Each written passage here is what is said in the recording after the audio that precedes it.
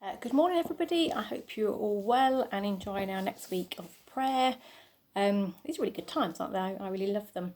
And so I just want to share a word with you that God gave me a few weeks ago, and I think it just fits in. It fits in with the natural season we're in, with spring, with signs of new life everywhere, with this beautiful weather. I'm actually in my conservatory. I haven't been in here for months because it hasn't been warm enough. The dog's loving being back in here. And also the season we're coming to with coming out of lockdown again, and our different roadmaps and what that may look like.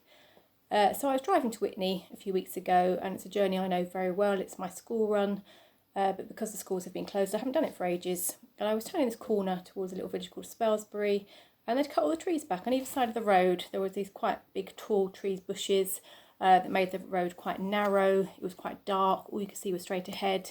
But actually, these trees and bushes had all been cut back, and I could see for miles. I could see all this rolling countryside to my left. I could see to my right. My vision was so much better, so much greater, and it just looked really good. It looked lighter and clearer everywhere, and just looked really good.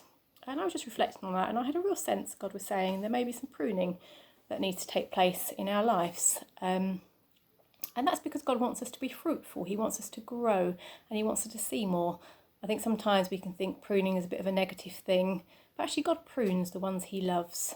There's lots of Bible verses about pruning, but I think the one we're probably most familiar with is from John. It's John 15 verse 2, and it says, "Every branch in me that does not bear fruit, He takes away, and every branch that does bear fruit, He prunes it, so that it may bear more fruit." And I just think that's what God's got for us this coming year. When we're not hopefully got so many limitations on our life, God wants us to be fruitful. He wants us to grow. He wants us to grow individually. He wants us to grow as a church, and He wants us to grow in mission.